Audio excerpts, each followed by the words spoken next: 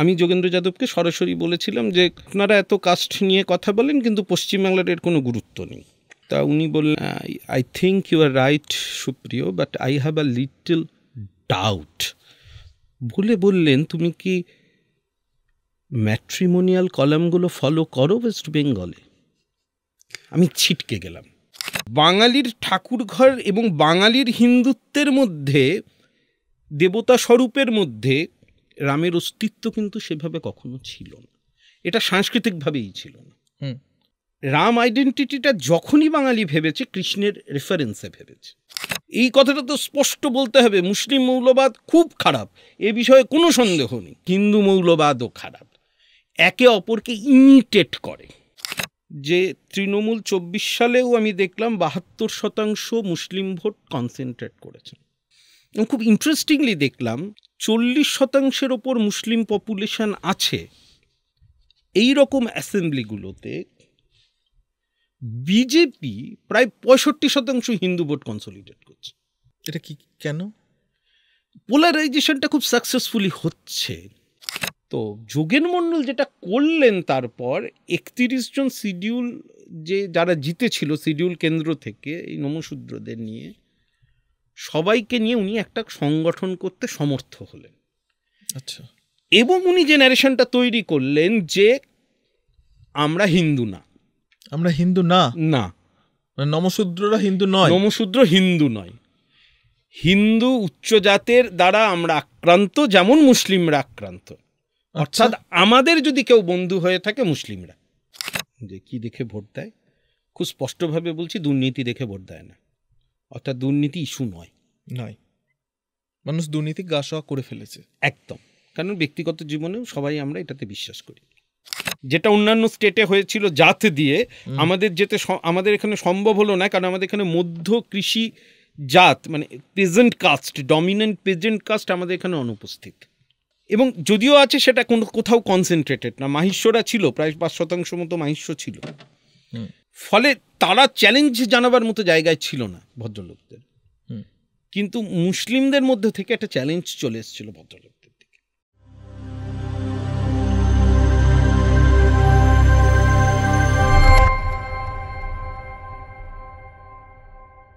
নমস্কার, ভাবনাঘরের নতুন পর্বে আমরা চলে এসেছি।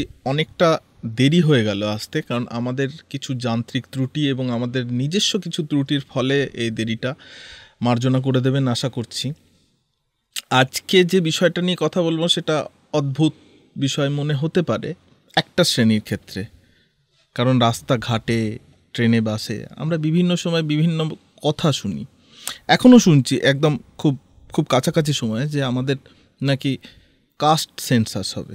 এই কাস্ট সেন্সাস ব্যাপারটা কি, কাস্ট কি, এবং এই যে নিচু জাতি, উঁচু জাতি, বাবা তুই ছোট লোক, এই কথাগুলো তো আমরা শুনতে শুনতে অভ্যস্ত হয়ে পড়ি, কানে বসিয়ে ফেলি, ভাবি না তার ব্যঞ্জনা বা তার অর্থ কী, কিন্তু এগুলো চলতেই থাকে। এবং এই যে চলা, এটা তো একটা সামাজিক সংলাপ, সামাজিক দৃষ্টিভঙ্গি, কিন্তু এই সামাজিক সংলাপ বা এই দৃষ্টিভঙ্গির প্রভাব কি রাজনীতিতে এসে পড়ে? রাজনৈতিকভাবে রাজনীতির কারবারি যারা, তারা কি এই যে জাতিসত্তা, এই জাতিসত্তার সুবিধে ভোগ করে? আজকে সেই নিয়েই গল্প করব। এবং পশ্চিমবঙ্গে আমরা সারা ভারতবর্ষের নিরিখে হয়তো ছুঁয়ে ছুঁয়ে যাব কিছু কথা, কিছু আলোচনা, কিন্তু মূলত পশ্চিমবঙ্গের নিরিখে ভোটের রাজনীতিতে কিভাবে জাতিসত্তা বা জাতির পরিচয় বড় হয়ে ওঠে, সেটা নিয়ে আজকের আলোচনা। এই আলোচনায় সুপ্রিয়দা দীর্ঘদিন ধরে এই কাজ করছে। সুপ্রিয়দা এত বড় তার ক্যানভাস এই কাজ করার এবং এই বিষয় নিয়ে, সুপ্রিয়দা নিজেই তার পরিচয় দেবেন এবং অভিজ্ঞতাগুলো বলবেন শুরুতেই। আজকে আমরা এই জাতির নামে বজ্জাতি নাকি বজ্জাতির নামে জাতি, এই নিয়ে আলোচনায় ঢুকবো। সুপ্রিয়দা নমস্কার। নমস্কার।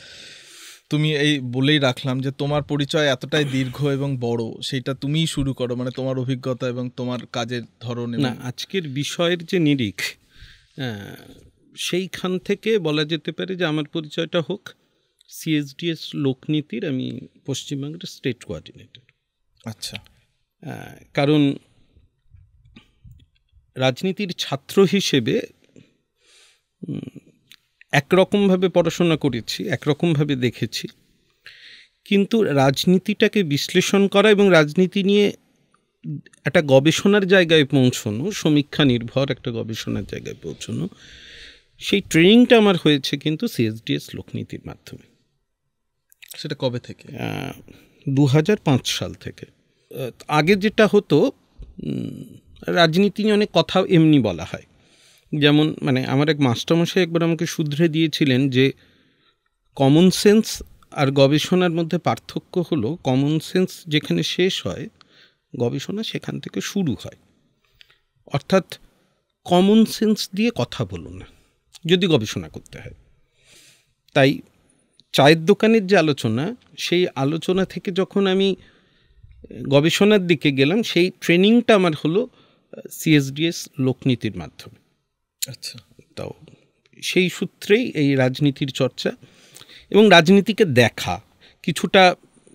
আসলে আমরা যারা রাজনীতি নিয়ে বেশিরভাগ সময় কথা বলি, আমরা রাজনৈতিক নেতা নেত্রী তাদের কাজকর্ম নিয়ে কথা বলি, কিন্তু যাদের উপর তাদের কথাগুলো প্রভাব ফেলছে তাদের এন্ড থেকে আমরা খুব কম কথা বলি, তাদেরকে বিশ্লেষণ খুব কম করি।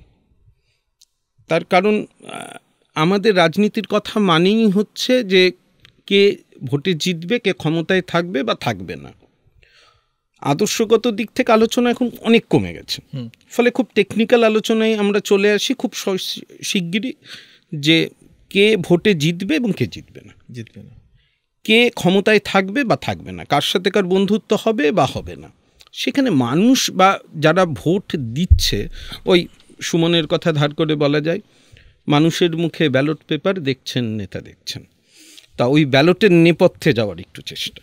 এই যে তোমার দীর্ঘ এত বছরের যে অভিজ্ঞতা, সেই অভিজ্ঞতা থেকে কি দেখছো যে পশ্চিমবঙ্গের রাজনীতিতে এই বিষয় এবং বিশদে তুমি তো এর ইতিহাসে যাবেই, কিন্তু এই পশ্চিমবঙ্গের রাজনীতিতে কি সত্যি জাতিগতভাবে এই প্রভাব কি পড়ে? ভোটের বাক্সে অন্তত কি এই প্রভাব পড়ে? এই প্রশ্নটা শুধু তোমার নয়, এই প্রশ্নটা নিয়ে আমি খুব লড়ে গিয়েছিলাম 2000 সালে। বাঙালি অস্মিতা বলতে পারো, আচ্ছা, বা যাই বলো, গলা ফাটাতাম যে জাতটাত আমাদের মধ্যে নেই, বাঙালির মধ্যে না জাতটাত নেই। এত অপরিণামদর্শী সেই কথা।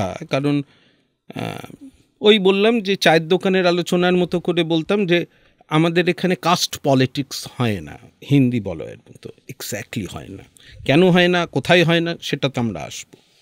কিন্তু কাস্ট নেই আর কাস্ট পলিটিক্স হচ্ছে না বা হচ্ছে, এইটা বোঝবার মতো তখন বুদ্ধি ছিল না। এটা আমাকে প্রথম যিনি ধরিয়ে দিলেন তিনি হচ্ছেন যোগেন্দ্র যাদব। আমি যোগেন্দ্র যাদবকে সরাসরি বলেছিলাম যে পশ্চিমবাংলা, আপনারা এত কাস্ট নিয়ে কথা বলেন কিন্তু পশ্চিমবাংলার এর কোনো গুরুত্ব নেই। তা উনি বললেন, উনি খুব সুন্দর করে কথা বলেন, উনি কখনো না বলেন না, বলেন I think you are right Supriyo, but I have a little doubt. বললেন তুমি কি ম্যাট্রিমোনিয়াল কলামগুলো ফলো করো ওয়েস্ট বেঙ্গলে? আমি ছিটকে গেলাম। এত বড় রিয়ালিটি চোখের সামনে, এইভাবে তো ভাবিনি। আমি তো শুধু রাজনীতির জায়গাটা দেখছি। আমার একটা ধারণার জায়গা ছিল যে আমি দেখেছি মুসলিম অধ্যুষিত জায়গায় মুসলিম ক্যান্ডিডেট সবাই দাঁড় করাচ্ছে, কিন্তু সংরক্ষিত না হলে কোথাও ইস্যু হচ্ছে না যে কোনো শিডিউল অধ্যুষিত জায়গায় শিডিউলকেই দাঁড় করাতে হবে, এরকম কোনো ইতিহাস ছিল না এবং খুব একটা দেখা যেত না। যেমন ধরা যাক বাঁকুড়া পুরুলিয়া এই অঞ্চলে বাসুদেবাচার্য দীর্ঘদিন জিতেছেন সিপিআই থেকে, তা কিন্তু ওই অঞ্চলে তো একটা বিরাট গোষ্ঠী হচ্ছে মাহাতো এবং অনেক বেশি আদিবাসী, কিন্তু কোনোদিন এটা ভাবতে হয়নি যে ওরকম একটা উচ্চবর্ণের লোক ওখান জিতে যাচ্ছে। কিন্তু মুর্শিদাবাদ মালদায় যেই ঢুকতাম দেখতাম চরিত্র বদলে যাচ্ছে, মানে মুসলিম ক্যান্ডিডেট প্রয়োজন চলছে। হ্যাঁ, হয়তো বহরমপুরে অধীর জিতছেন, অধীর চৌধুরী দীর্ঘদিন ধরে, বা আরও অনেকে জিতেছেন, জেতেননি একদম আমি তা বলবো না, কিন্তু প্রবণতাটা দেখেছিলাম। ফলে আমার মনে হয়েছিল যে জাতটা কাজ করছে না, ধর্মটা হয়তো বা কাজ করছে। কিছু কিছু ক্ষেত্রে। তো তখন এই নিয়ে একটু চর্চা শুরু হলো। তা এখন তো সেটা একটা উৎকট জায়গায় আমরা পৌঁছেছি। রাজনীতির আলোচনা করব এবং ধর্মকে বাদ দিয়ে করব, এই মুহূর্তে পশ্চিমবাংলার বাস্তবতায় আমরা বোধহয় নেই, একেবারেই নেই। আমি খুব দেখার চেষ্টা করছিলাম যে ধর্মের এই মেরুকরণ কি আগে ছিল। আমি 2006 সালকে যদি একটা টার্গেট ইয়ার দেখি, বামপন্থীদের, সরকারি বামপন্থীদের একটা বড় জেতা, 235টা সিট। আমি খেয়াল করে দেখলাম যে 45% মুসলিম ভোট পাচ্ছে বামপন্থীরা, কংগ্রেস এবং তৃণমূল মিলে পাচ্ছে 46%। বলা গেল না যে মুসলিম ভোট পোলারাইজড হয়েছে। এবং যদি আমরা ঐতিহাসিকভাবে দেখি যে পশ্চিমবাংলার যে দুটো জেলা সব থেকে বেশি মুসলিম অধ্যুষিত, মুর্শিদাবাদ এবং মালদায় বামপন্থীরা সবচেয়ে কম ছিল 34 বছর ধরে। সেখানে কংগ্রেসের ডমিনেন্স ছিল। তা সুতরাং এই ধর্মের পোলারাইজেশনটা কিন্তু আমরা সত্যি সত্যি তখন দেখিনি। যেটা ইদানিংকালে চোখে পড়ছে 2016 সালে থেকে যদি আমি এখন দেখি, যে তৃণমূল 24 সালেও আমি দেখলাম 72% মুসলিম ভোট কনসেন্ট্রেট করেছেন, এবং 21 সালে সেটা ছিল 75% একদম। এবং এই তথ্যগুলো আমি সবই বলছি সিএসডিএস লোকনীতির যে সমীক্ষা, সেই সমীক্ষাগুলোকে রেফার করে। আগেই বলে নিচ্ছি, কোনোটাই মন গড়া কথা নয়। অর্থাৎ সোর্স হচ্ছে সিএসডিএস লোকনীতি, ন্যাশনাল ইলেকশন স্টাডি এবং অ্যাসেম্বলি ইলেকশন স্টাডি। এবং খুব ইন্টারেস্টিংলি দেখলাম 40% ওপর মুসলিম পপুলেশন আছে এই রকম অ্যাসেম্বলিগুলোতে, বিজেপি প্রায় 65% হিন্দু ভোট কনসলিডেট করছে। এটা কি, কেন? পোলারাইজেশনটা খুব সাকসেসফুলি হচ্ছে না আমি বলতে পারছি না। তাহলেই যে একটা কথা আমরা বলতাম যে বাঙালির রাজনীতিতে ধর্ম বা জাত খুব মাথাচাড়া দিয়ে কখনো ওঠেনি, তাহলে কি এটা মিথ্যে ছিল? এখান থেকে আমি নিজেকে আবার প্রশ্ন করতে শুরু করলাম। অনেকগুলো প্যারামিটার থেকে দেখলাম যে বাঙালির একটা ধরন ছিল, বুঝলে? সেই ধরনটা হলো পলিটিক্যালি কারেক্ট কিছু সিদ্ধান্ত নেওয়া, অন্তত ফোরামে বলা, ওপেন ফোরামে বা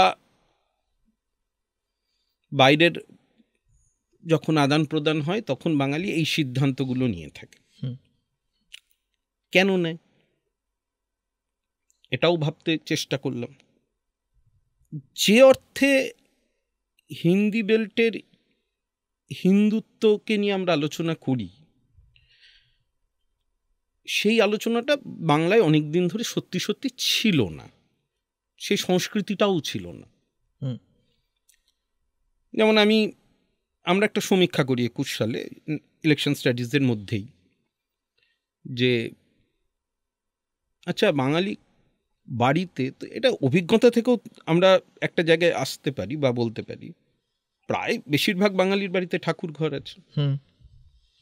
মানে আলাদা করে ঠাকুর ঘর থাকাটা বাঙালির একটা অন্তত একটা আইডেন্টিটি। বাড়ি হচ্ছে একটা ঠাকুর ঘর নেই, এটা হবে না। এবং খুব সুন্দর করে যেখানে স্পেস নেই ঠাকুর ঘরে, সেখানেও একটা সিংহাসন মতো কাঠের করে ঝুলিয়ে রাখা হচ্ছে। হ্যাঁ, আচ্ছা বাঙালির কত শতাংশ ঘরে রাম বা হনুমানের ছবি আছে, পুজো করতো ঠাকুর ঘরে? মানে এটা ডেটা আছে? হ্যাঁ আছে। হ্যাঁ, আমরা একটা প্রশ্ন ফ্রেম করলাম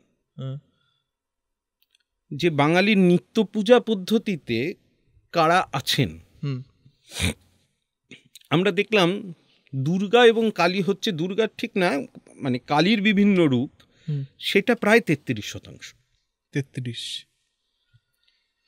কিছুটা শৈব ধর্ম আছে, অর্থাৎ শিব পুজোটা করে প্রায় বাঙালি নিত্যক্রিয়া পদ্ধতির মধ্যে, সেটাও প্রায় 33%। আচ্ছা। আর গোপালের ফর্মে কৃষ্ণের পূজাটা করে প্রায় 23%। 23 মাত্র 6% বাঙালিকে আমরা দেখলাম যারা বজরংবলী, তার মধ্যে এই 6%-র মধ্যে প্রায় 4% বজরংবলী আর 2% রামের পুজো হয়। আচ্ছা, অর্থাৎ বাঙালির ঠাকুর ঘর এবং বাঙালির হিন্দুত্বের মধ্যে, দেবতা স্বরূপের মধ্যে রামের অস্তিত্ব কিন্তু সেভাবে কখনো ছিল না। এটা সাংস্কৃতিকভাবেই ছিল না, মানে ধর্মের মধ্যেই ছিল না। রাম আইডেন্টিটিটা যখনই বাঙালি ভেবেছে কৃষ্ণের রেফারেন্সে ভেবেছে, সবসময় কৃষ্ণের রেফারেন্সে ভেবেছে। ধরো আমাদের একজন যুগাবতার হচ্ছেন রামকৃষ্ণ, তুমি ভাবো শুধু রাম সাথে কিছু হলো না, কৃষ্ণকে জুড়ে দেওয়া হলো। এবং আমরা আসলে বাঙালির তো 2-3টে ব্রড সেক্টর রিলিজিয়াস সংস্কৃতিতে, শৈব, শাক্ত, বৈষ্ণব। এই বৈষ্ণবের মধ্যে কিন্তু মূল জায়গাটা হচ্ছে প্রেম। সেখানে কিন্তু রামের মর্যাদা পুরুষ যেটা বলে হিন্দিতে, সেটার জায়গা বড্ড কম, স্পেসটা ভীষণ কম। কারণ দেবতারে প্রিয় করি, প্রিয়েরে দেবতা, একজন যোদ্ধাকে প্রিয় করা বাঙালির পক্ষে একটু মুশকিল হয়েছিল। আচ্ছা, রামকে যোদ্ধা হিসেবে একদম। অর্থাৎ কৃষ্ণ রাধাকে পাক, যার ফলে আমরা রাধা কৃষ্ণ বলি। আমরা বাঙালিরা অদ্ভুত বলি, আমরা কৃষ্ণ রাধা বলি না। মানে এটাকে বলে একটা দর্শন, অদ্বৈতাদ্বৈত দর্শন। অর্থাৎ মীরা যেমন বলছে যে আমি কৃষ্ণের সাথে একীভূত হয়ে যাব, ভক্ত আর ভগবান দুটো। রাধা তো আর ভক্ত ভগবানের সম্পর্ক না, রাধা কৃষ্ণের মধ্যে বিলীন একেবারে। অর্থাৎ কৃষ্ণের লাদিনী শক্তি হচ্ছে রাধা, কৃষ্ণের লাদিনী শক্তি হচ্ছে রাধা। সৎ, চিত, আনন্দ, এই আনন্দ শক্তিটা হচ্ছে রাধা। সৎ মানে সত্তা, চিত মানে যে চিত্তটা উনি ধারণ করছেন, এবং তার যে আনন্দ সত্তা, দ্যাটস কল্ড সচ্চিদানন্দ, স্বয়ং কৃষ্ণ। আচ্ছা, অর্থাৎ রাধা কৃষ্ণকে পাক, এটা হচ্ছে অদ্বৈত, মিলে গেল। আর দ্বৈত সত্তা হচ্ছে সেইটা দেখে আমি আনন্দ পাব। যার ফলে বৈষ্ণব এই আনন্দটা পেতে চেয়েছে, তার জন্য গোপালকে মানুষ করছে, ছেলের মতো করে দেখছে। দুর্গা আসছে, বাপের বাড়ি আসছে উমার রূপে, দুর্গা ঠিক নয়, উমা রূপে আসছে বাপের বাড়িতে, 4 দিন বাপের বাড়িতে থাকছে, তার বিজয়া আছে, তার আগমনী আছে, একেবারে লৌকিক ফর্ম। যে লৌকিক ফর্মের সাথে ওই গ্যাঞ্জারটা যায় না। সুতরাং এটা মোটামুটি ছিল বাঙালির একটা ধর্মীয় সংস্কৃতি, এবং এর পেছনে চৈতন্যদেব আর রামকৃষ্ণের কথা বলাটা ভীষণ জরুরি, ভীষণ জরুরি। কারণ এই দুজন রিলিজিয়াস লিডার, যারা কিন্তু বাঙালির একদম প্রাণের জায়গায়। সেটা ঠিক ভুল অনেক রকম প্রশ্ন উঠতে পারে। যেমন অনেকে প্রশ্ন তোলেন যে সনাতনী হিন্দুত্বের কথা বলছো, সেখানে সত্যি কথা বলতে ইস্কনই বা আসে কী করে? ইস্কনের কত দিনের সনাতন বলতে যা বোধহয়, ইস্কন সেখানে কোথায়? মায়াপুর তো কিছুদিন আগে অবধি একটা জঙ্গলে ঘেরা যায়। একদমই। অর্থাৎ এই যে হিন্দুত্বের নতুন যে ন্যারেটিভ, সেইটা গ্রহণ করতে বাঙালির কিন্তু একটু সময় লাগলো। খুব কি সময় লাগলো? খুব দ্রুত হলো না? না, কারণ 82 সালে বিজেপি নামক বস্তুটি তৈরি হয়েছে। হ্যাঁ, কিন্তু পশ্চিমবঙ্গে তার হিন্দু মহাসভা অনেক দিন ধরে বাংলায় আছে। শুধু নেই তা না, তার প্রবক্তা শ্যামাপ্রসাদ মুখোপাধ্যায়ের ইতিহাস বাংলায় আছে। তারপরেও খুব রিসেন্ট পাস্ট ছাড়া, সেইভাবে কিন্তু খুব রিসেন্ট পাস্ট ছাড়া, এমনকি এখনো বাঙালি দ্বিধাহীনভাবে গ্রহণ করতে তো পারছে না বাঙালি হিন্দু।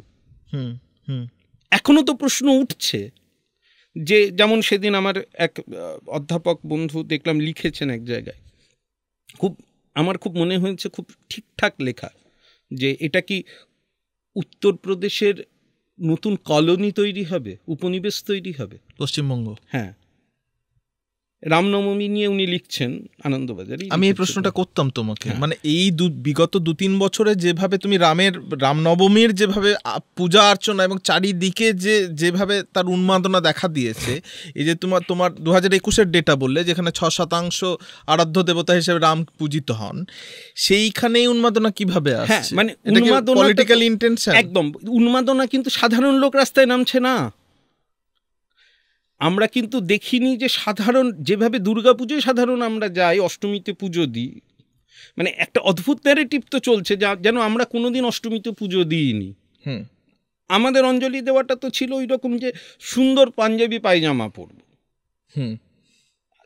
একটা লাল পেরে সাদা শাড়ি পরবে, বা আরও সুন্দর শাড়িটা পরবে, সবচেয়ে সুন্দর শাড়িটা অষ্টমীর দিন সকালে পরবো। অর্থাৎ বাঙালির এই পুজোর মধ্যেও একটা রুচি বা একটা সংস্কৃতির জায়গা তৈরি করেছিল, সে একটা কালচারের জায়গা তৈরি করেছিল, শুধু ডেডিকেশন নয়, এটা একটা উৎসবের জায়গা ছিল, এবং সে পুজো দিয়েছে। সরস্বতী পুজো হয়নি, মানে আমাদের ছোটবেলায় তো আমাদের কোনোদিন এটা ভাবতে হয়নি যে সরস্বতী পুজো হবে কি হবে না, হবে কি হবে না এটা নিয়ে আমি কোনোদিন ভাবতে হয়নি। আমার বাড়িটা এমন একটা জায়গায়, একটা অদ্ভুত জায়গায়, তার একদিকে টুলো পণ্ডিতদের 150 বছরের বাস, আর একদিকে হিন্দু মুসলমানের একটা দাঙ্গার মতো পরিস্থিতি, ভাটপাড়া। বাবা, তো আমি যখন সেখানে দেখেছি সরস্বতী পুজোর দিন সকালে স্কুলের মেয়েরা শাড়ি পরে আসছে, ছবি তুলছে, তার মধ্যে আমি খুঁজে পাচ্ছি যে প্রচুর মুসলিম মেয়ে আছে। সরস্বতী পুজোর দিন সকালে এসছে পুজো, মাথায় এটা ছিল না যে এটা হিন্দুর দেবতা বা এটা পুজো বা এটা কিছু, এই ন্যারেশনটাই ছিল না। কিন্তু খুব সাকসেসফুলি পলিটিক্যাল পার্টিগুলো যেভাবে, বিশেষ করে আমি নাম করেই বলছি তৃণমূল এবং বিজেপি, একটা কম্পিটিটিভ কমিউনালিজমকে প্রমোট করলো, রাদার আমি বলবো যে খুব সুচারুভাবে। কারণ রামনবমী তৃণমূলও তো বার করেছে, এরকম নয় শুধু বিজেপি বার করেছে, এবং সেই পলিটিক্যাল পার্টি বার করেছে। সেখানে কিন্তু সাধারণ লোক আলাদা করে প্রত্যেকে, যেমন আমরা দেখেছি রথের দিন বাচ্চারা রথও টানি, কাঠের একটা রথ বানিয়ে রাস্তা দিয়ে টানছে, আমরা এখনো সেই জায়গায় রামনবমীটাকে দেখিনি। এখনো কোথাও যেন একটা কাউন্টার ন্যারেটিভ অফ মহরম, এটাকে প্রচার করা হলো। তার লাঠি খেলতে হবে, শোট থাকবে কি থাকবে না। আচ্ছা, মানে খুব ইন্টারেস্টিং একটা গল্প, মানে ফোবিয়া তৈরি করা হচ্ছে, মানে ফোবিয়া না, আমি কাউন্টার ন্যারেটিভ যেন মুসলিমদের মতো আমার হতে হবে না, সেটা যেমন না হবে, কিন্তু এই যে ইসলামোভীতি মানে ইসলামোফোবিয়া যদি হয়, দেখিয়ে দিতে পারে যে এই ভয় করার এই মানুষগুলোর প্রতি কারণ আছে, তাহলেও তো ভয় করার কারণ, যেমন বলছি খুব ইন্টারেস্টিংলি এর নেপথ্য যদি দেখো, আমার খুব ইন্টারেস্টিং লাগে, মজাও লাগে ভাবতে যে তুলনাটা কিভাবে হয়। ওরা অতটা রক্ষণশীল, আমরা কেন হব না? একদম। আরে আমি তো স্বাধীনতা ভোগ করছি, আমার বাড়ির মা বোনেরা তো স্বাধীনতা ভোগ করে, তারা তো বোরখা পরে না। বোরখা পরাটা তো সত্যি সত্যি পরাধীনতার লক্ষণ। এই কথাটা তো স্পষ্ট বলতে হবে। মুসলিম মৌলবাদ খুব খারাপ, এ বিষয়ে কোনো সন্দেহ নেই। যে কোনো মৌলবাদ, এই পরের প্রশ্নটা আসে, হিন্দু মৌলবাদও খারাপ, একে অপরকে ইমিটেট করে, এবং বাংলাদেশের ঘটনা আমাদের সেই সুযোগটা ভীষণভাবে করে দিল রাজনীতিতে। তো এটা মোটামুটি গেল। তুমি যদি রিলিজিয়াস ফেনোমেনন দেখো, তাহলে এটা একটা দিক গেল, মানে বাংলার রাজনীতিতে। এই ধর্মীয় দৃষ্টিকোণ থেকে তুমি দেখো, ধর্মীয় দৃষ্টিকোণ থেকে দেখলে এখন একটা বাইনারির দিকে আমরা এগোচ্ছি, যার ফলে আমাদের রিলিজিয়াস অ্যাক্টিভিটি ইন পলিটিক্স অনেক বেশি এনহ্যান্স করেছে। কারণ সেইভাবে আইডেন্টিটি পলিটিক্স দিয়ে অন্যান্য যে আইডেন্টিটি পলিটিক্সগুলো ছিল, যেটা বাংলায় দীর্ঘদিন আমরা দেখিনি, সারফেসে দেখিনি, সেটারই কি সুযোগ নেওয়া হলো? মানে এই যে ছিল না, এই যে আইডেন্টিটি পলিটিক্স, না সেটা করেছে, সেটার সুযোগ যা নেওয়া হয়ে গেছে, সেটা একটা জায়গায় স্যাচুরেটেড হয়ে গেছে। যেমন কামতাপুর, যেমন গোর্খাল্যান্ড, যেমন মতুয়া, কিছুটা চেষ্টা হয়েছিল মাহাতোদের নিয়ে, কুর্মী মাহাতোদের নিয়ে, ভুটিয়া বোর্ড অর্থাৎ গোর্খা ভুটিয়া, এই সেগ্রেশন করে আইডেন্টিটি পলিটিক্সের যা সুযোগ নেওয়া হয়ে গেছে মোরাললেস। সেটা কি স্যাচুরেটেড করে গেছে? স্যাচুরেটেডের দিকে যাচ্ছে, কারণ এই ন্যারেশনটা এত স্ট্রং সারা ভারতবর্ষে তৈরি হলো আফটার 2014, যে হিন্দুত্ব নিয়ে যে প্রশ্নটা, মানে হিন্দু আর হিন্দুত্ব আলাদা, এইটাকে গুলিয়ে দেওয়ার প্রবণতা, এবং হিন্দু ক্ষেত্রে মে হ্যাঁ, এই যে ন্যারেশন, এই ন্যারেশনটা কিন্তু একটা ভয়ঙ্কর জায়গায় আমাদের দাঁড় করিয়ে দেয়। এবার তোমার এই প্রশ্নটা, এই বক্তব্যটাকে ধরেই যদি আমি এগোই, যে এই ন্যারেশনের কাটতি হিসেবে দেখা গেল যে রাহুল গান্ধী শুরু করলেন তার ভোটের প্রচারের কয়েক বছর আগে থেকে কাস্ট সেন্সাসের কথা, কাস্ট সেন্সাস আনতে হবে। আমরা জানি না যে কত শতাংশ মানে দলিত বা পিছিয়ে বর্গের মানুষ আছে, তারা প্রতিনিধিত্ব পাচ্ছেন না। এবং ঠিক সাথে সাথেই বিজেপি দেখলে, যেটা আমরা মানে মন্ডল ভার্সেস কমন্ডলের রাজনীতি বলি, সেইখান থেকে বিজেপি দেখলো যে এটা ভয়ঙ্কর খেলার মধ্যে কংগ্রেস খুব সচেতনভাবে ঢুকে পড়েছে। সুতরাং ওরা ন্যারেটিভ সেট যেটা করলো যে এক হে তো সেফ হে, বাটেঙ্গে তো কাটেঙ্গে, এই যে ন্যারেটিভ, এই ন্যারেটিভ থেকে পিছোতে হঠাৎ এই কয়েকদিনের মধ্যে, যেখানে মানে মানে প্রায় ইন্ডিয়ান মিডিয়া ভারত বাংলা পাকিস্তানের মধ্যে যুদ্ধ বাঁধিয়েই দিয়েছে, মানে যুদ্ধ হচ্ছে আর কি, প্রতিদিন টিভি খুললেই দেখা যাচ্ছে যুদ্ধ হচ্ছে, আসলে সেই যুদ্ধের কোনো অর্থ নেই, নিরর্থ। সেই সময়ে কাস্ট সেন্সাস হবে এবং এই কাস্ট সেন্সাসকে নিয়ে আসা সামনে, এটাকে কিভাবে দেখছো? এটার কি রাজনৈতিক অভিসন্ধি? এখানে গল্পটা খুব জটিল, এবং এর থেকে আমি যাব যে ভারতের প্রেক্ষিত থেকে আমরা একেবারে পশ্চিমবঙ্গের রাজনীতিতে ঢুকে পড়বো, এবং পশ্চিমবঙ্গের যে এর ইতিহাসের কি তাৎপর্য ছিল, তার কি গুরুত্ব ছিল, সেখানে একটা জিনিস তো আমরা খুব স্পষ্ট জানি কাস্ট সেন্সাস নিয়ে, যে বিজেপি এতদিনে গিয়ে রাজি হলো। নানা কম্পালশন ছিল, হয়তো তারা রাজি হচ্ছিল না। ইভেন খুব আনফর্চুনেটলি যে আমাদের 2011 পরে সেন্সাসই হয়নি, এখনো হয়নি। তো কিন্তু ইন্ডিয়া ব্লক তারা কিন্তু এই রাহুল গান্ধীর রেফারেন্স দিলে, কিন্তু বাকি সবাই কাস্ট সেন্সাসের মোটামুটি পক্ষে ছিল। হিন্দি বেল্টটাও একটা কাস্ট সেন্সাসের প্রশ্ন আছে, নীতিশ কুমার যেটা নিয়ে খুব বড় দর হেঁকেছেন। আচ্ছা। এবং বিহার ইলেকশন খুব সামনে, এবছরই। হ্যাঁ, ফলে কাস্ট সেন্সাসের ঘোষণাটা খুব জরুরিও ছিল। কিন্তু শুধু বিহার ইলেকশনের জন্য এত বড় না, আমি বলিনি এত বড় শুধু নিয়েছেন, কারণ এটার গল্পটা অনেক রকমভাবে আছে। কারণ কিছুদিন আগে থেকে আরএসএস কিন্তু খুব স্পষ্টভাবে কাস্ট সেন্সাসের পক্ষে সওয়াল করছে। অর্থাৎ বিজেপির যে একটা ওয়াননেসের প্রশ্ন আসে, যে ওরা সব কিছুতেই দেখবে ওয়ান শব্দটা দেয়, এক দেশ এক station, one nation one election, one nation one election, সবটা এই ওয়াননেসের যে প্রশ্নটা, অর্থাৎ একটা ফেডারেল স্ট্রাকচার, বৈচিত্র্য, আমরা ছোটোবেলা থেকে দুলে দুলে মুখস্থ করেছি বৈচিত্র্যের মধ্যে ঐক্য, সবটাকে ঘেঁটে দিয়ে এই ওয়াননেসের দিকে একটা সুচারু ভূমিকা আছে। এই ওয়াননেসটার দিকে ওরা হিন্দু ঐক্যের দিকে যাওয়ার জন্যও এটাকে ভেবেছে যে আমাকে জানার দরকার আছে, কারণ মূলত তো বলা হয় যে বিজেপি উচ্চবর্ণের উচ্চ জাতের প্রতিনিধিত্ব করে, এবং সেই জায়গা থেকে কোথাও একটা তাদেরও মনে হয়েছে, কারণ অনেক দিন ধরে আমরা দেখছি ট্রাইব, জাত নয়, এটা গুলিয়ে যায় লোকের। আচ্ছা, ট্রাইব এবং জাত আলাদা, কাস্ট এবং ট্রাইব আলাদা। এবার অধ্যাপক পার্থ চট্টোপাধ্যায় খুব মজা করে এক জায়গায় লিখেছেন তার বইতে, যে ট্রাইবের বাংলা উপজাতি যিনি করেছিলেন, যে সরকারি আধিকারিক, তাকে একটা মরণোত্তর মেডেল দেওয়া হোক। তো মানে কেন এটা উপজাতি, এটা বোঝা গেল না। তো এখন একটা মোটামুটি শব্দ পাওয়া গেছে, জনজাতি। তো বিজেপির কিন্তু হঠাৎ করে আমরা দেখেছিলাম ট্রাইবদের মধ্যে একটা প্রভাব, আমাদের এখানে দেখলাম পশ্চিমাঞ্চলে বিজেপি কিছু সিট পাচ্ছে, কিছু ভোট বাড়ালো।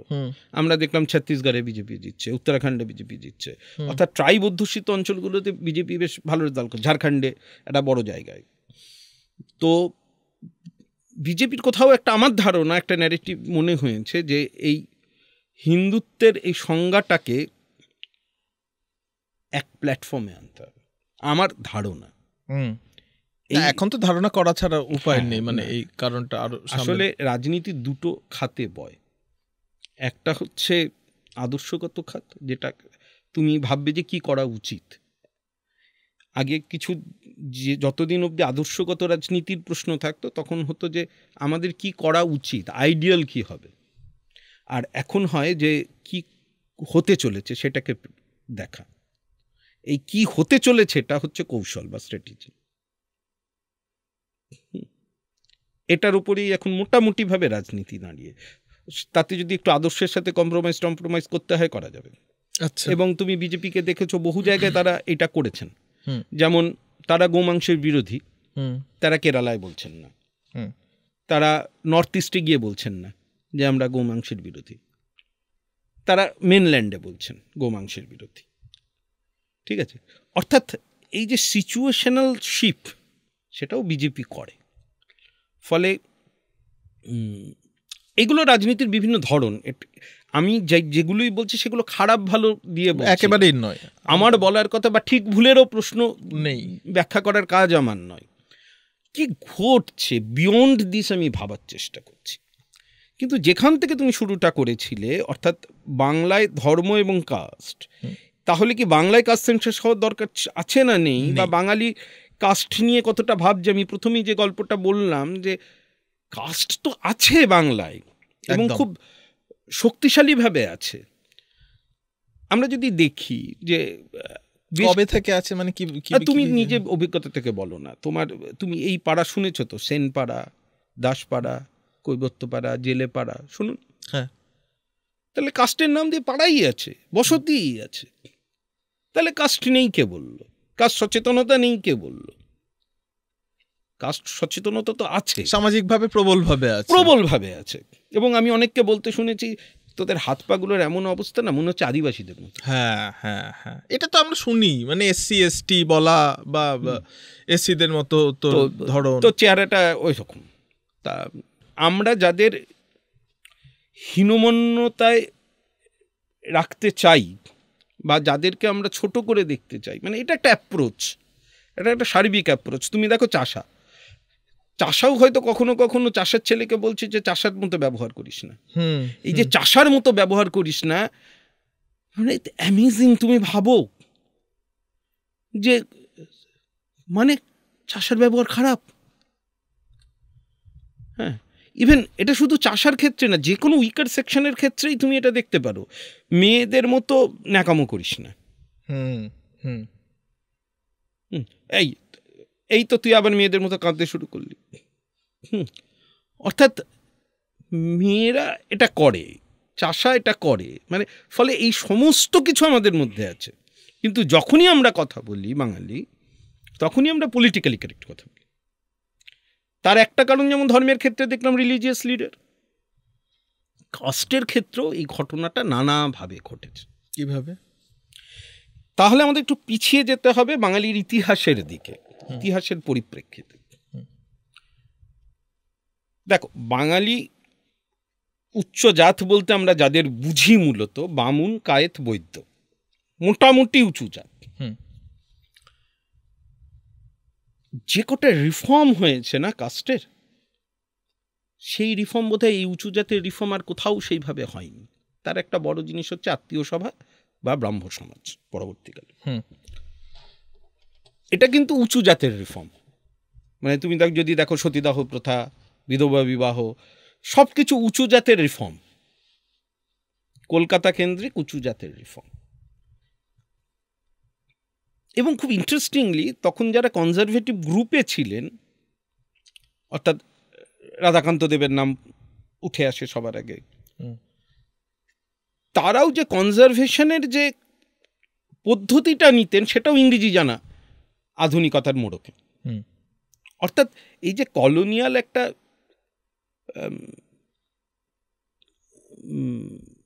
সুবিধে আমি বলবো, অর্থাৎ ইংরেজ এলো এবং ইংরেজিটা শিখতে হবে। কেশব সেন লড়ে যাবে ইংরেজি সুযোগ নিয়ে স্পেশাল ম্যারেজ অ্যাক্টের জন্য, বিলেতের পার্লামেন্টে গিয়ে বক্তৃতা দেব। রাধাকান্ত দেবও মনে করছেন সকল হিন্দুর, উচ্চজাতের হিন্দুর ইংরেজিটা শেখা উচিত, তাহলে জায়গাটা আরও পোক্ত হবে। অর্থাৎ এই যে ইংরেজিটা গ্রহণ করা, এই রিফর্মটা কিন্তু বাঙালির মধ্যে চিরকাল ছিল, যার ফলে এক ধরনের পরিশীলিত রুচি সংস্কৃতি মিক্সড আপ হতে শুরু করলো বাঙালির উচ্চ জাতের মধ্যে।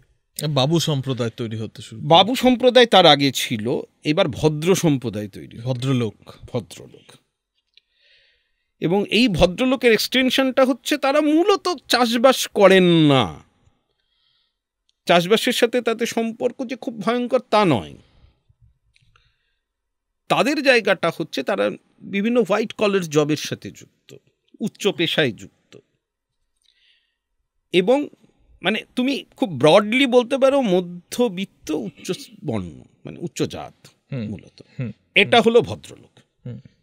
এবং এরাই কিন্তু প্রভাবশালী হতে থাকলো, কিন্তু ডিফারেন্স অন্য জায়গার তুলনায় এখানে এই ভদ্রলোকদের আগে রিফর্ম হয়েছে। আচ্ছা, আমরা যেটা দেখলাম যে ব্রাহ্ম সমাজ হয়েছে, তার একটা প্রভাব আছে, ইংরেজি শিক্ষাটা একটা বড় প্রভাব হলো, একগাদা পত্রিকা তৈরি হচ্ছে এবং এরা পত্রিকাতে লড়ে যাচ্ছে, এবং এরা মনে করছে যুক্তিতর্ক দিয়ে লড়তে হয়, শুধু গা জোয়ারি দিয়ে নয়। অর্থাৎ ঠাকুর বা ওই ধরনের যে চিত্রগুলো আমরা বিভিন্ন জায়গায় দেখি সেই জিনিসটা এটা নয়, এবং সেখানে বলছে যে পত্রিকা করতে হয়, লড়াই করতে হয়, যুক্তিতর্ক করতে হয়, এবং তারপরে এখানে একটা পৌঁছতে হয়, এবং সেখানে ডিমনস্ট্রেশন দিতে হয়, যেখানে এই প্রভাবশালীদের মধ্যে আমরা দেখছি যে বিধবা বিবাহের বিরুদ্ধে যারা করছেন তারাও কিন্তু ওই পদ্ধতিগুলো মেনেই করছেন, এবং তারা ওই লজিকের অবতারণা করছেন, এবং তার বিপক্ষে যারা বলছেন তারাও কিন্তু পুরাণ বা বিভিন্ন যে লিটারেচারগুলো আছে সেইগুলো থেকে ব্যাখ্যা টানছেন, মানে খুব জোর করে কিছু করছেন না, একটা ডিবেট হচ্ছে, একটা স্পেস তৈরি হচ্ছে। অর্থাৎ এই রিফর্মগুলো যদি না হতো স্পেসটা তৈরি হতো না। এখানেই ভদ্রলোক তার আইডেন্টিটিটাকে এবং তার শক্তির জায়গাটাকে বুঝে নিয়েছে, যে আমি কিভাবে ট্রিট করব।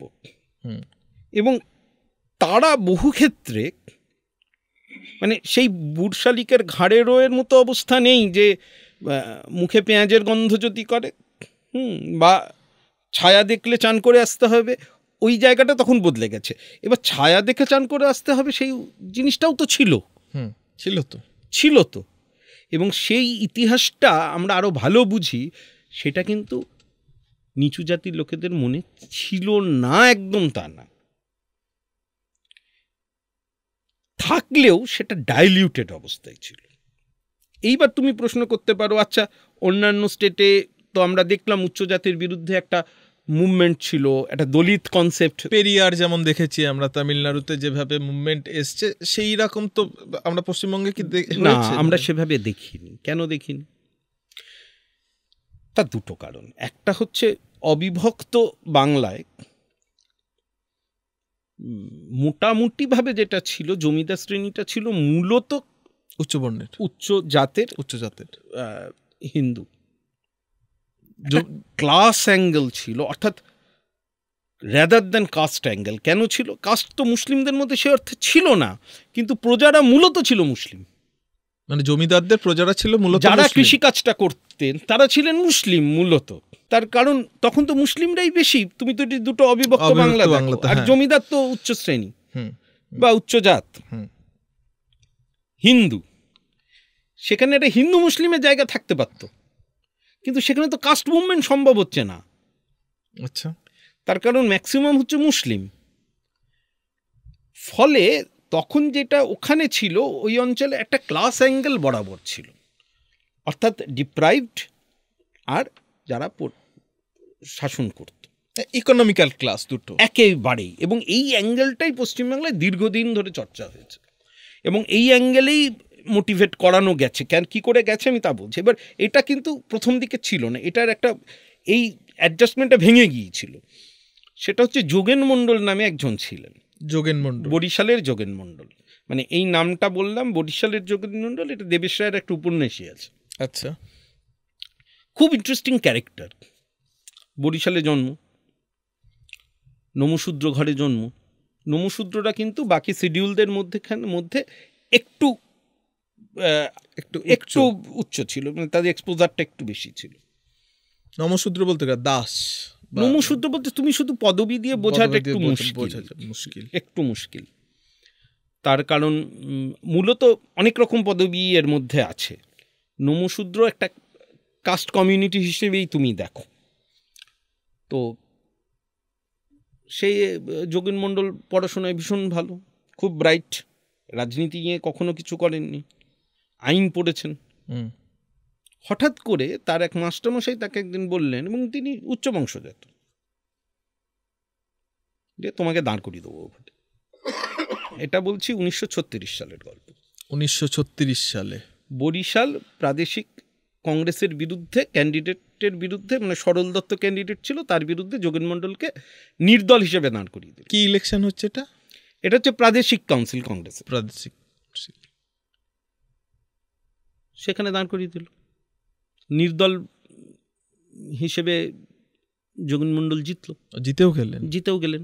এবং তার মাস্টারমশাই তখন তাকে সাবধান করছে যে তুমি কিন্তু এটা মনে রেখো, তুমি তোমার জাতের যেমন ভোট পেয়েছো, তেমন মুসলিমদেরও কিছু ভোট পেয়েছো, আবার হিন্দু উচ্চবংশজাতেরও কিছু ভোট পেয়েছো। অর্থাৎ এটা কাউন্টার কংগ্রেস নেতৃত্বের বিরুদ্ধে ছিল। অ্যাকচুয়ালি যোগেন মণ্ডলকে তৈরি করা হলো কংগ্রেস নেতৃত্বের বিরুদ্ধাচরণের জন্য। কিন্তু যোগেন মণ্ডল তারপরে যে রূপটা ধারণ করলেন সেটা কিন্তু ডিফারেন্ট। ফজলুল শেখের মন্ত্রিসভা তৈরি হচ্ছে, ফজলুল হকের, সবাই যোগেন মণ্ডলের দিকে নজর দিয়েছে। এবং যোগেন মণ্ডল কিন্তু কোনো শিডিউলড সিট থেকে জেতেননি, তখনও শিডিউলড সিট ছিল, এটা বলবার জন্য ইংরেজদের সময়। তো দুজন মন্ত্রী হলো শিডিউল থেকে।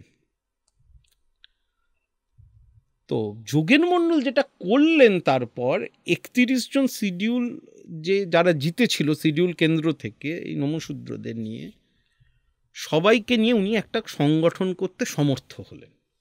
আচ্ছা। এবং উনি যে ন্যারেশনটা তৈরি করলেন যে আমরা হিন্দু না,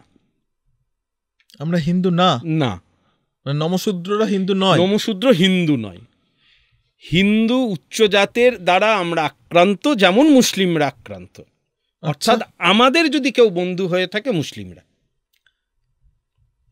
স্বাধীনতা পূর্বোত্তর যুগের কথা বলছি, 1936 সালের কথা স্পেসিফিক। এই প্রশ্ন উনি তুলে দিলেন। আচ্ছা। এবং তখন খুব ইন্টারেস্টিং, তখন একটা নমশূদ্র বিজয় যাত্রা হতো ওখানে বাংলাদেশে। একটা ঠাকুর বাড়ি ছিল, ওলাকন্দ ঠাকুর বাড়ি বোধ হয়, খুব সম্ভবত নাম। তা সেখানে হতো, এবং সেখানে খুব ইন্টারেস্টিংলি যেটা হলো, সেখানে একটা গল্পগাছা হতো, মানে পাঠ, মানে যাত্রা হতো, গান হতো। সেই গানের বিষয় হতো যে নমশূদ্ররা নাকি মুসলিমদের হাত থেকে হিন্দুদের বাঁচিয়েছিল এবং তারা বীরত্ব ধারণ করেছে। নমশূদ্ররা মুসলিমদের হাত থেকে হিন্দুদের বাঁচিয়েছিল, উচ্চজাতদের, এবং তারা খুব বীর বিক্রমী যুদ্ধ করেছিল। যোগেন মণ্ডল বললেন যে না, ওইটাও যদি গান হয় এটাও গান, ওই রকম ঘটনা কোনোদিন ঘটেনি, বিকৃত ইতিহাস বা বিকৃত। উনি বললেন ব্রাহ্মণ্য সম্প্রদায় যেমন বারবার অ্যাডাপ্ট করেছে, বিভিন্ন জিনিসকে অ্যাপ্রোপ্রিয়েট করে নিয়েছে, বৌদ্ধকেও দশম অবতার বানিয়ে দিয়েছে, ঠিক সেরকমভাবে আমাদেরকেও ওরা এখন কাছে টানতে চাইছে।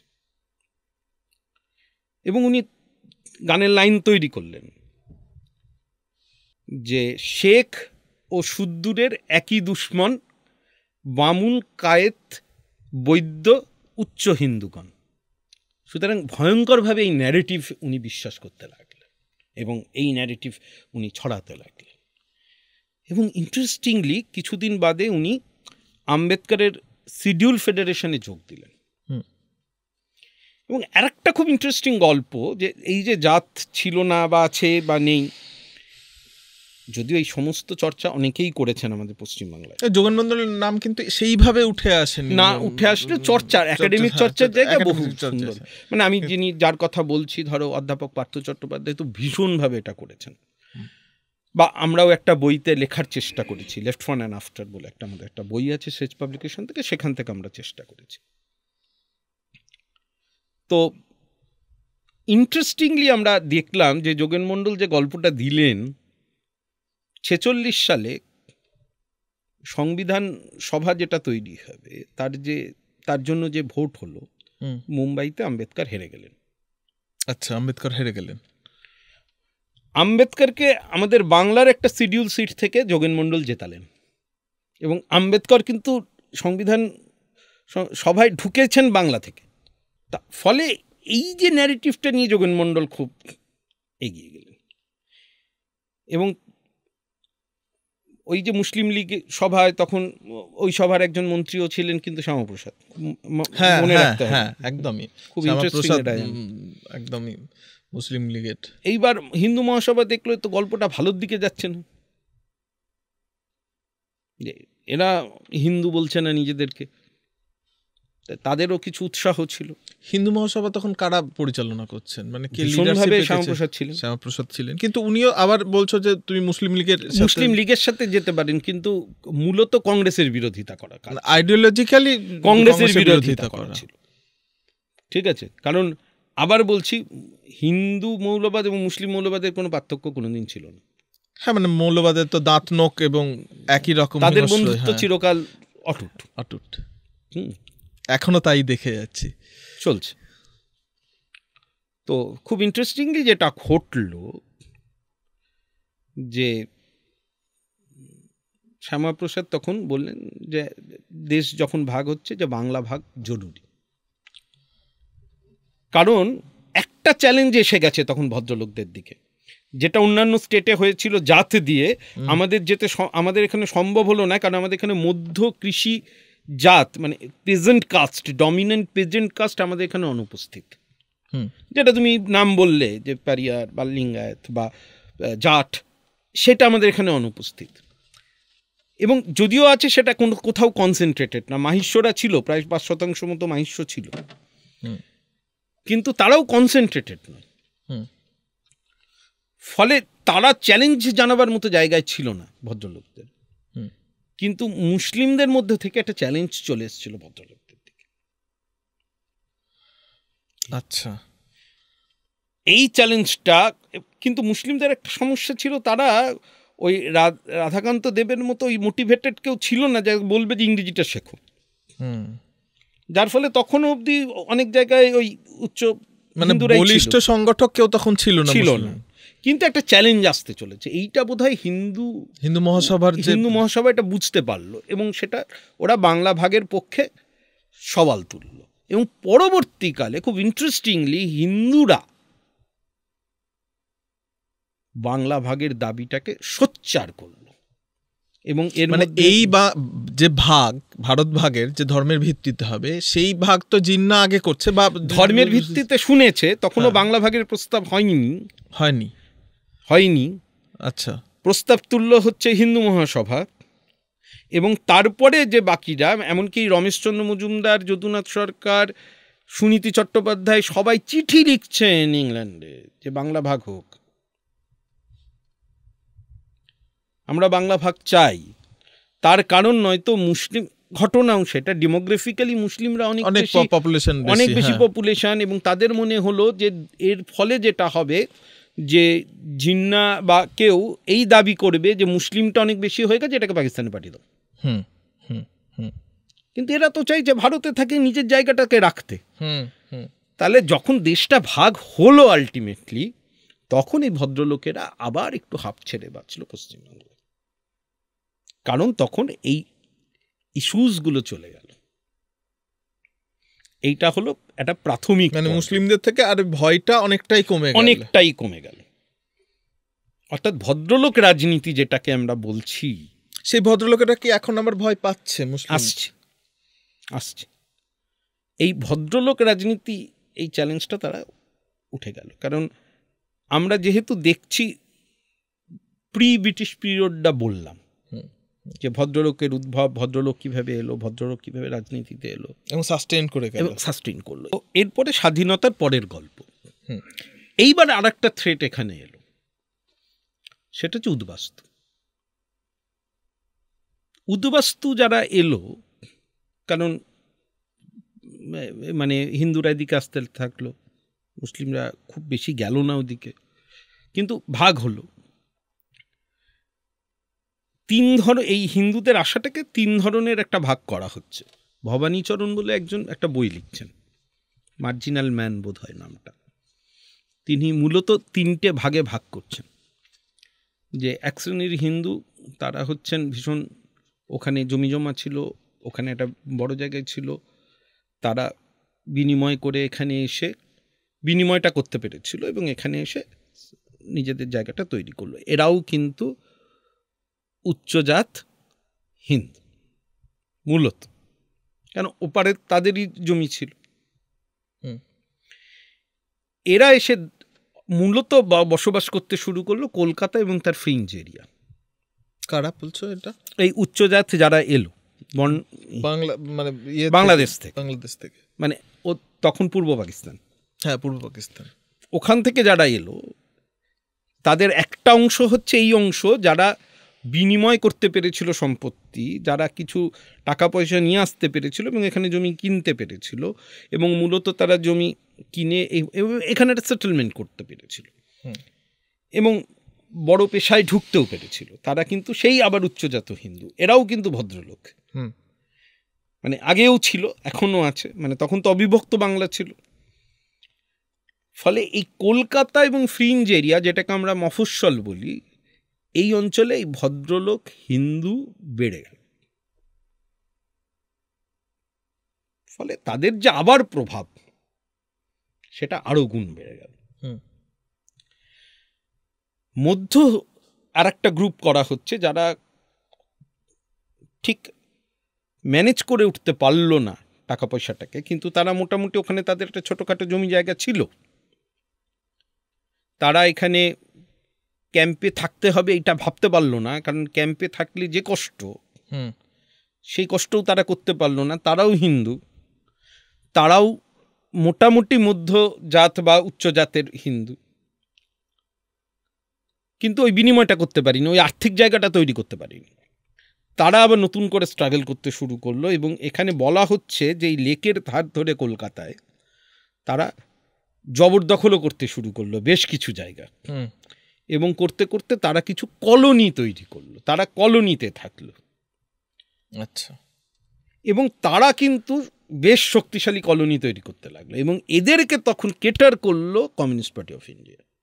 আচ্ছা, ইউসিআরসি করলো। হ্যাঁ, তারপর এখানে কেটার করতে শুরু, মানে বামফ্রন্ট এই আশা লোকগুলোকে নিয়ে তাদের কি রাজনীতির মধ্যে ঢুকিয়ে ফেললো। শুধু না, যেহেতু লেফট এলো, এই উদ্বাস্তুদের মধ্যে বেশিরভাগটাই ছিল নিচু জাত, কিন্তু তারা আর দলিতের প্রশ্নটা তুলল না, কারণ ক্লাসটা উঠে গেল, যে তাদের বাঁচা মরাটা ইস্যু হয়ে গেল, বড় বিষয়, তাদের বাঁচা মরাটা বড় ইস্যু হয়ে গেল। ফলে এই দলিত প্রশ্নটা খুব চাপা পড়ে গেল, কারণ লেফট সবসময় ওই অ্যাঙ্গেলটাকে ভেবেছে। তারা ভেবেছে যে ইকোনমিক ক্লাসটাকেই হচ্ছে মেন জায়গা, যেটা বাকিগুলো সুপারস্ট্রাকচার, যেগুলোকে নিয়ে খুব ভাবলে ওইটা যদি সাম্য চলে আসে বাকিটা সাম্য চলে আসবে। এই ভাবনা থেকে তারা এই আন্দোলনগুলোকে কেটার করলো এবং প্রচুর পরিমাণে জমি তো তখন সত্যি সত্যি কমে গেছে,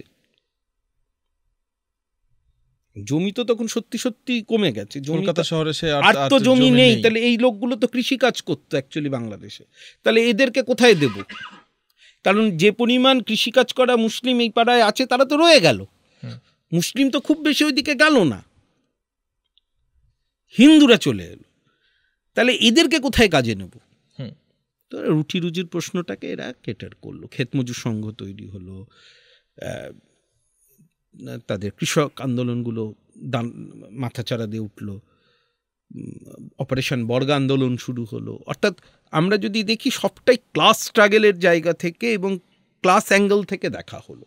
যদিও বহু সমাজতাত্ত্বিক মনে করেন যে যখন আমরা ক্লাস বলি তখন ভারতবর্ষের ক্ষেত্রে কাস্ট এমবেডেড থাকেন, আর যখন আমরা কাস্ট বলি তখন তার মধ্যেও ক্লাস এমবেডেড থাকে। তো এখানেও তো এমবেডেড আছে, কারণ এই মানুষগুলো তো তাদের কাস্ট আইডেন্টিটি নিয়ে প্রশ্ন না তুললেও আমরা তো দেখলাম যে তারা সর্বহারাই ক্যাম্পে রয়েছে, কিন্তু তাদেরকে কেটার করানো যাচ্ছে না। এরা মুভমেন্ট করতে পারত। এই কলোনির যে লোকগুলো তারা তো তখন মুভমেন্টে চলে গেছে ইউসিআরসি করে। এদের মুভমেন্টটা যেটা হতে পারত, সেই মুভমেন্টটা মানে যেহেতু ক্লাসের দিকে নিয়ে চলে যাওয়া গেল, অর্থাৎ ভদ্রলোকরা আবারও আরেকটু বাড়লো এবং সেফ হলো। এই কলোনিতে যারা ছিলেন তারা আরো একটু সেফ হয়ে গেল। তো এই জায়গা থেকে পুরো বিষয়টা আবারও ভদ্রলোক রাজনীতির আর একটা প্রেক্ষিত তৈরি হলো, আমরা দেখলাম। এবং খুব ইন্টারেস্টিংলি ওই যে প্রথমে বলেছিলাম যে এই একটা রিফর্ম হয়ে যাওয়াতে একটা রুচি, একটা সংস্কৃতি, যেটাকে বলা হচ্ছে অনেক জায়গায় কালচারাল ক্যাপিটাল, যেটা ভদ্রলোকদের মধ্যে ছিল, সেই কালচারাল ক্যাপিটালের জন্যই হোক বা অন্য কিছুর জন্যই হোক, এই কালচারাল ক্যাপিটালটা থাকার জন্য তারা ওই নর্থ ইন্ডিয়ান উচ্চ জাতিদের মধ্যে অত্যাচারী হলো না, এদের নিয়ে সদ্গতির মতো একটা সিনেমা বানানো গেল না, ফলে এইগুলো হলো না। তারা কোথাও বোঝাতে পারলো যে তোমাদের লড়াইটা আমরা লড়ে দিচ্ছি, তোমাদের ইস্যুগুলোও আমরাই তুলব। এবং পরবর্তীকালে বাম শাসন আসার পরে এই ক্লাস অ্যাঙ্গেল আরো বাড়ল, কিন্তু দলিতটা কিন্তু দলিতই রয়ে গেল। এরকম হলো না যে দলিতটা খুব যে উন্নতি হলো তাদের বা কিছু হলো, তা হলো না, সত্যি সত্যি হলো না। সন্তোষ রানা এবং কুমার রানা একটি বই লিখেছেন দলিতদের ওপরে, দলিত এবং আদিবাসী, ক্যাম্প বলে একটা পাবলিকেশন থেকে সে বই বেরিয়েছে। এবং সেই বইটা যদি দেখা যায় খুব পরিষ্কার বোঝা যায় যে কি পরিস্থিতিতে, মানে বাম শাসনেও যে বলা যাচ্ছে না যে হয়তো দলিত আইডেন্টিটি উঠল না, কিন্তু এরা যে খুব উঁচু জায়গায় গেল তা হলো না। আলটিমেটলি এটার পেছনে যে বামেদের খুব একটা ষড়যন্ত্র ছিল বা ভাবনা ছিল তা নয়, কিন্তু একদমই নয়। তারা সত্যি সত্যিই বিশ্বাস করেছিল যে যদি ক্লাস স্ট্রাগলটা হয় তাহলে এই জাতপাত এগুলো কোনো ইস্যু হবে না। তারা সত্যিই এটা বিশ্বাস করেছিল, কিন্তু তাদের এই বিশ্বাসটা কাজে পরিণত করতে গিয়ে আটকে গেল। যেভাবে রঙ্গনাথন কমিশন চোখে আঙুল দিয়ে দেখালো মুসলিমদের, সেইভাবে পার্টিসিপেশন বাড়লো না, কারণ বুঝতে হবে তারাও ওই লোয়ার স্ট্যাটারে আছে। কারণ ঐতিহাসিকভাবে ওই উচ্চ পেশাগুলোতে ভদ্রলোক রয়ে গেল। তুমি এখনো মানে ধরো জ্যোতি বসু বলছেন যে মন্ডল কমিশন যখন তৈরি হচ্ছে আমাদের এখানে কোনো পিছিয়ে পড়া লোক নেই, জাত নেই, অর্থাৎ জাতটাকে নেগেট করছেন। হ্যাঁ, এবং এই জাতটাকে নেগেট করতে গিয়ে যেটা বামেরা করলো, তারা কিন্তু ভারতবর্ষের পলিটিক্সে একটা বিপদ টেনে আনলো নিজেদের ওপর। তাদের যে আন্ডারস্ট্যান্ডিংটা ছিল, কিন্তু পশ্চিমবঙ্গের তো মানে পাড়ায় পাড়ায় সামাজিকভাবে তো জাত তো অবস্থান করছে, কিন্তু সেটাকে অস্বীকার করছি, মানে শুধু ভোটের রাজনীতির জন্য না, ভোটের রাজনীতির জন্য না, আমার ইডিওলজির জন্য। আমি ভাবছি যে ওটাকে স্বীকার করা মানে আমি সাপ্রেসড করে দেয়া যাবে। আমি না, একবারও আবার বলছি, আমি একটাও বলছি না যে ষড়যন্ত্র করেছিল বা অবিশ্বাস করার মতো সেটা বলছো না। তারা মনে করছে যে আমি যদি এইগুলোকে মাথাচাড়া দিতে বলি, আমি যদি এইগুলোকে নিয়ে বেশি ভাবি, তাহলে আমার ক্লাস স্ট্রাগলটা হবে না, তাহলে গুলিয়ে দেওয়া হবে। কিন্তু মুশকিলটা হচ্ছে কাস্টটাকে তো তোমাকে কোথাও, যেহেতু এত শক্তিশালী ভারতবর্ষের কাস্ট সিস্টেম, তুমি তো সমাজ থেকে সমাজ পরিবর্তন করতে পারা যাচ্ছে না। তুমি তো সমাজের রিফর্ম করছো না, সুতরাং তোমার পলিটিক্সটা তুমি দিতে পারলে না। যে পলিটিক্সটা তুমি ইডিওলজির জন্য ভাবলে সেটা তুমি দিতে পারলে না। এই রিয়ালিটিটা অনেক দেরিতে বামপন্থীরা বুঝলো, যে কাজটাকে বুঝতে হবে। এবার ততক্ষণে একটা জিনিস ঘটে গেছে, অর্থাৎ বামপন্থীদের দুটো দ্বিধার জায়গা তৈরি হয়ে গেছে।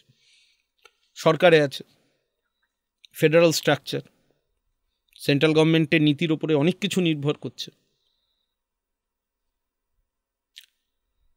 নিওলিবারাল ইকোনমি চলে এসছে, সেটা নেব কি নেব না।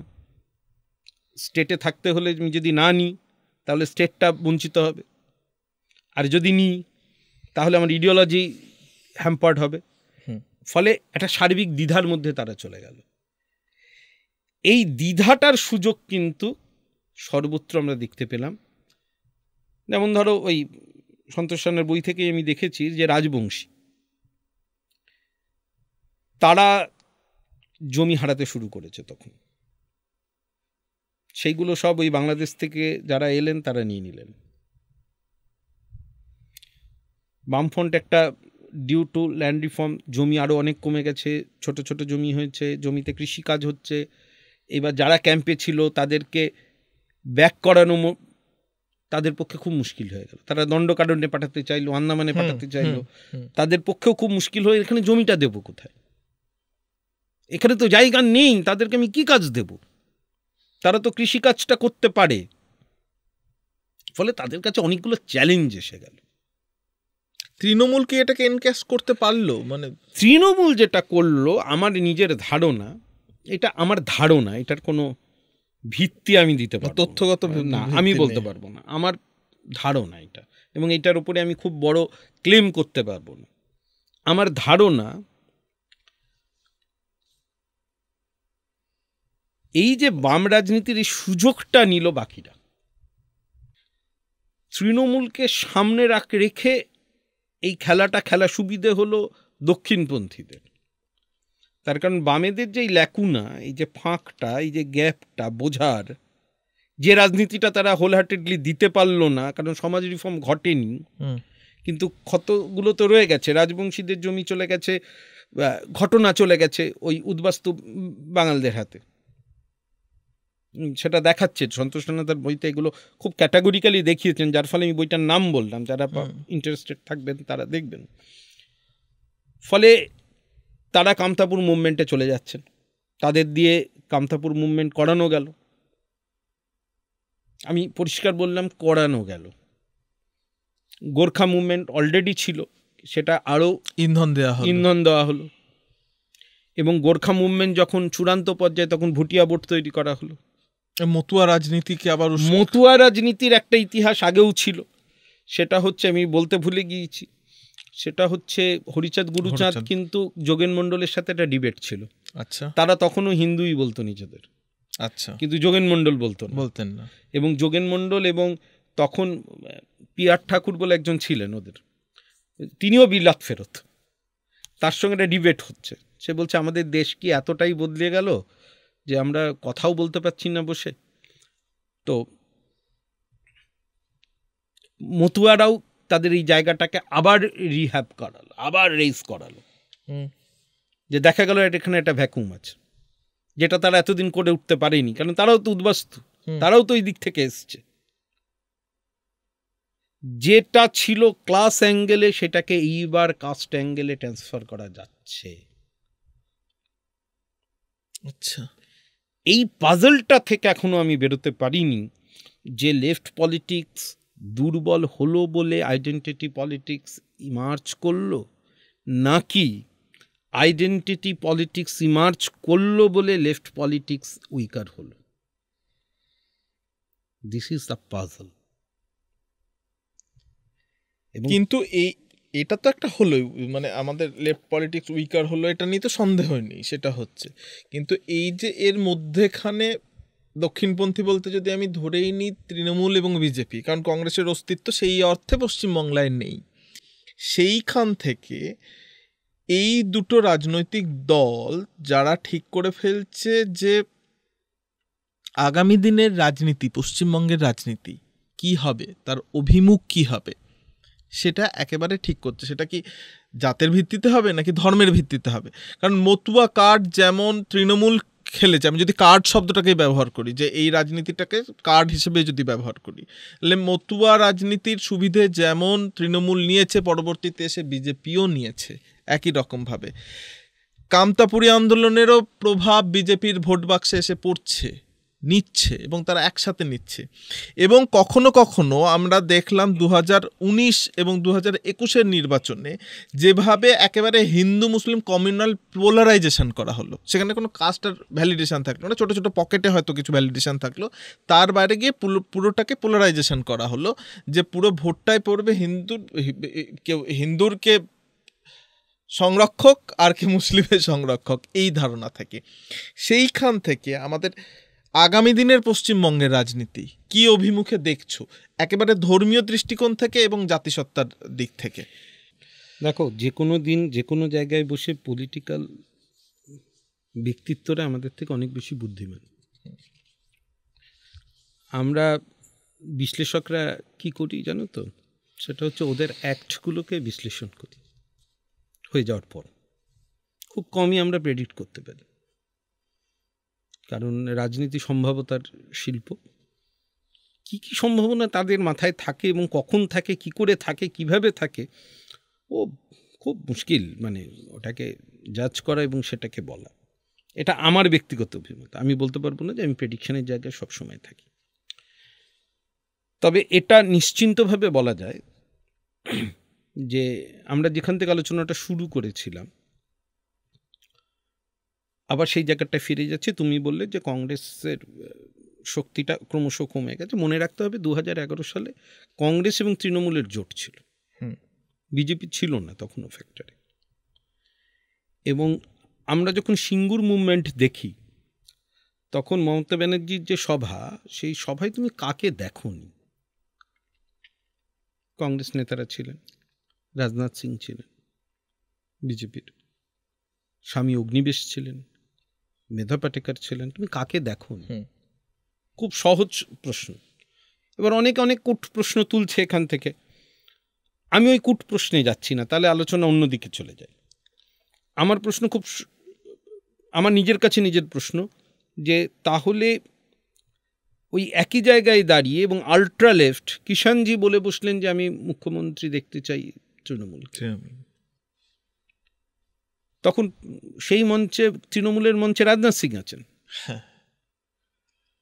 কংগ্রেস নেতারা আছেন, আবার অগ্নিবেশ আসছেন, আবার আমাদের এখানকার তথাকথিত পণ্ডিত মানুষেরা, আমি বুদ্ধিজীবী শব্দটা বললাম না, বড্ড ক্লিশে হয়ে গেছে, আমি পণ্ডিত মানুষই ভাবি, এখনো ভাবি,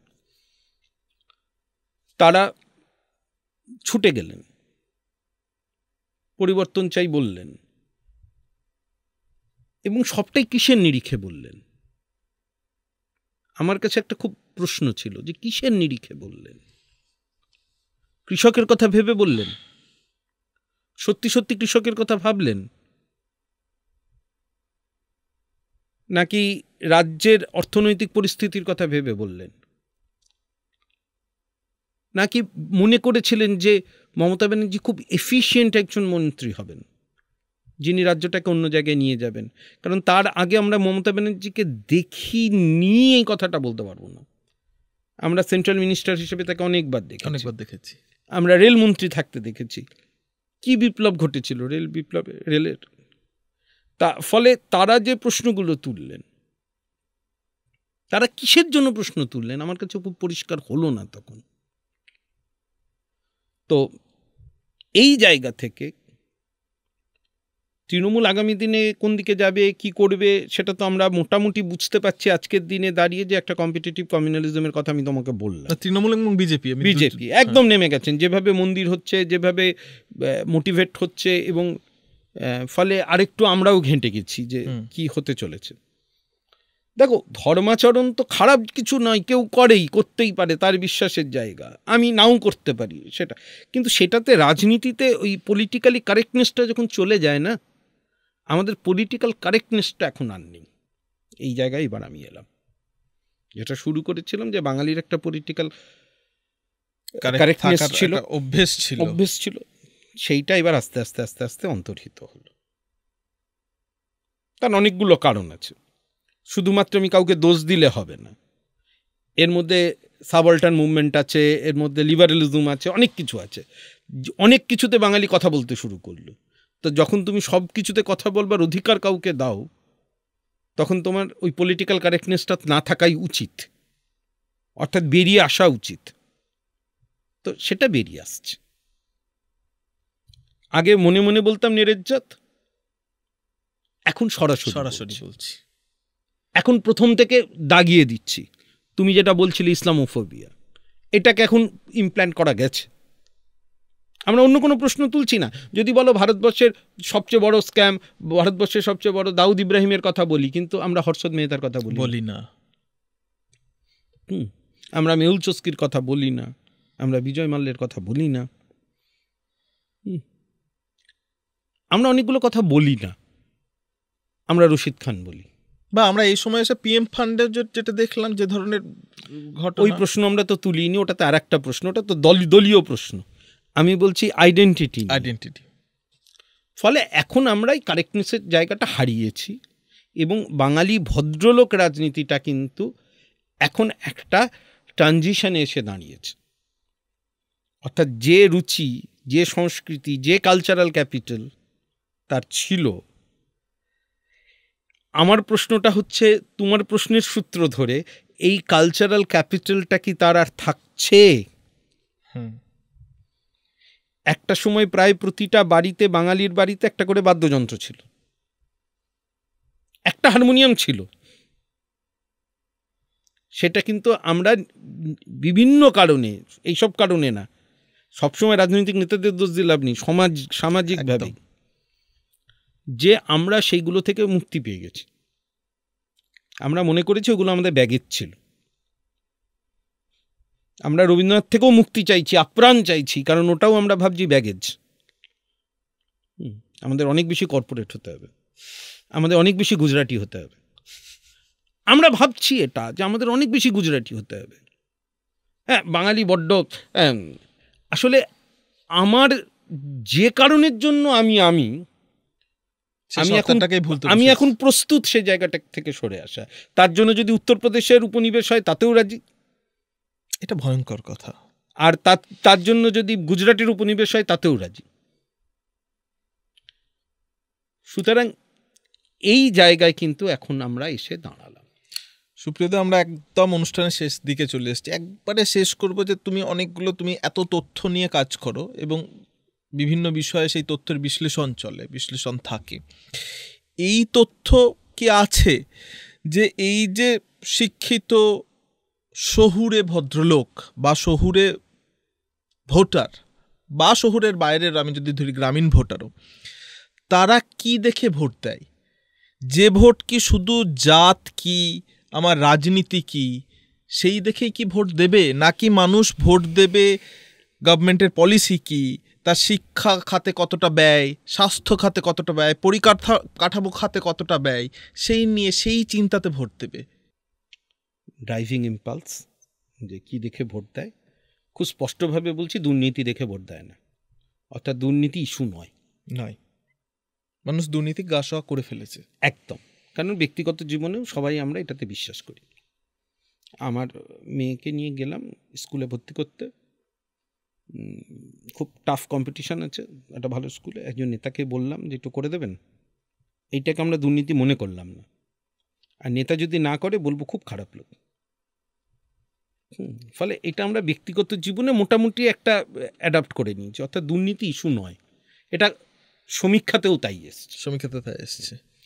কিন্তু 21 সাল পর্যন্ত আমার কাছে যা ডেটা আছে, এখন নেই, আরও কিছুটা সময় আমরা পেরিয়ে এলাম, এই পলিটিক্যাল কারেক্টনেস আরও অনেকটা নষ্ট হয়েছে।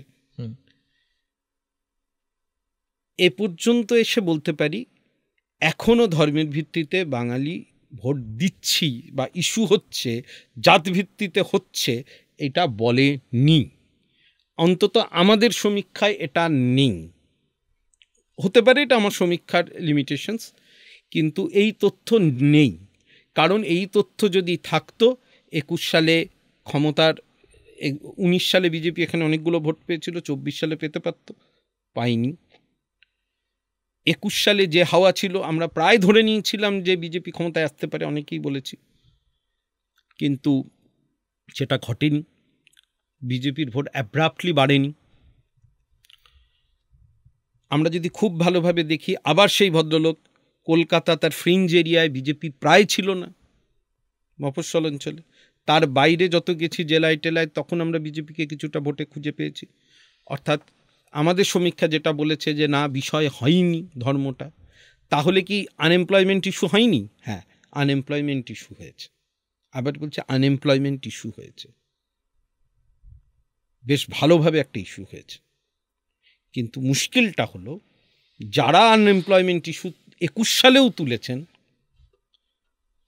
তারা তৃণমূলকে তখনও অবধি দোষ দেয়। এখন জানি না 26,000-এর পরিপ্রেক্ষিতে কি হবে। তারা এই প্রশ্নটা তখনও অবধি তোলেনি। সেটা চোখ বন্ধ করে থাকা হতে পারে বা অন্য কিছু হতে পারে, আমার জানা নেই। আমার তথ্য বলছে যে ওভারঅল বাঙালি, এবং আমি আরও অনেক প্রশ্নে আমি দেখেছি যে অনেকগুলো, যেমন বাবরি মসজিদ জাস্টিফাই কি জাস্টিফাইড না, বাবরি মসজিদ ধ্বংস, বাঙালি কিন্তু খুব সোচ্চারে বলেছে যে জাস্টিফাইড না। কত শতাংশ? প্রায় অনেক শতাংশ চুপ করে থেকেছে, কিন্তু অনেক শতাংশ, যেটা ভারতবর্ষের নিরিখে প্রায় 10% একটা ফারাক আছে, প্রায় 35-36% বলেছে যে ইট ইজ জাস্টিফাইড না। শুধু এই অংশটাকে কিন্তু আমরা ইগনোর করতে পারবো না। এই প্রশ্ন ছিল যে মুসলিমদের কি হিন্দুদের সাথে সমান ট্রিট করা উচিত নাকি, এই প্রশ্নটা, হ্যাঁ সমান ট্রিট করা উচিত। আবার প্রশ্ন ছিল যে সংখ্যালঘু হিসেবে তাদের কি কিছু সুবিধা দেওয়া যেতে পারে, এটাতে দ্বিধাভাব বিভক্ত দেখেছি। অর্থাৎ ওভারওয়েলমিংলি একদিকে গেছে, এটা আমি বলতে পারলাম না। সুতরাং বাঙালি একেবারেই মোটিভেটেড হয়ে ভোট দিয়েছে, এটা আমি 21 সাল অবধি বলার জায়গায় ছিলাম না। তবে এখন পরিবর্তন হতে জানি না, আমি আবার বলছি তথ্য নেই না। আমি চায়ের দোকানে বসেই আলোচনাটা করতে পারি, তখন আমি সোচ্চারে বলতে পারি যে কি হচ্ছে, কিন্তু এই ধরনের প্ল্যাটফর্মে দাঁড়িয়ে আমি কোনো রাজনীতির পক্ষে যেমন বলতে পারি না, তেমন আমি আলটপকাই মন্তব্য করতে পারি।